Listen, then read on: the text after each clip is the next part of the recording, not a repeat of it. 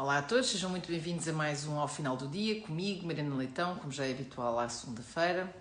E hoje quero falar sobre o Medina Gate e também sobre o Arraial Liberal que foi organizado este fim de semana pela Iniciativa Liberal.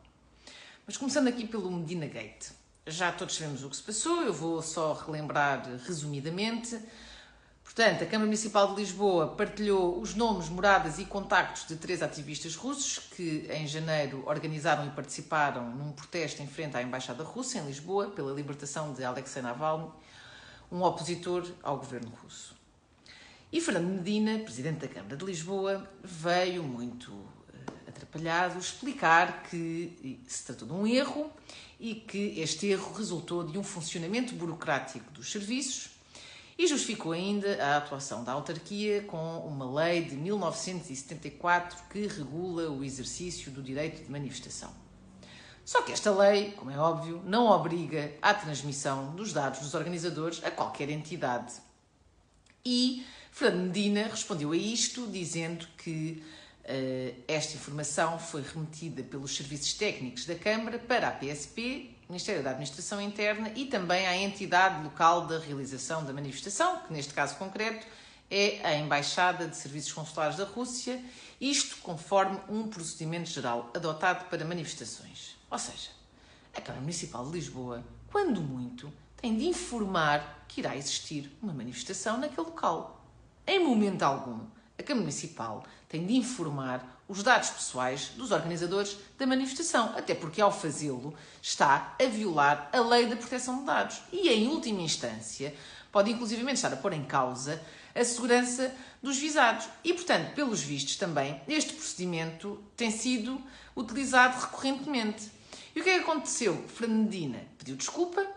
O Presidente da República, Marcelo Rebelo de Sousa, disse compreender o pedido de desculpas de Medina e, portanto, num caso que, além de muito grave para os ativistas em causa, que viram os seus direitos violados e a sua segurança posta em causa, é uma completa nódoa para o nosso país, tanto a nível nacional como internacional, a pergunta que subsiste é: o que é que será preciso acontecer pela mão de dirigentes socialistas para haver uma demissão? É que são inúmeros os casos no Governo, e agora mais este na Câmara Municipal de Lisboa, e nunca ninguém assume a responsabilidade. Muito interessante também foi ouvir o discurso de um destes ativistas russos, Pavel Ilyasarov, que esteve no Arraial Liberal e que participou no comício da Iniciativa Liberal como convidado e que disse que há cidadãos russos que neste momento estão em Portugal com medo de viajar, que cancelaram viagens e que alguns até já optaram por terminar qualquer atividade política na sequência deste caso. Disse também que queria garantias que uma situação como esta não se voltaria a repetir e que os pedidos de desculpa não são suficientes. E é óbvio que os pedidos de desculpa não são suficientes. É preciso que haja, de facto, consequências num caso com a gravidade como o deste e que os responsáveis arquem com as consequências e se demitam. Caso contrário, iremos continuar numa política de impunidade que é extremamente nociva para a integridade do Estado de Direito e da própria democracia.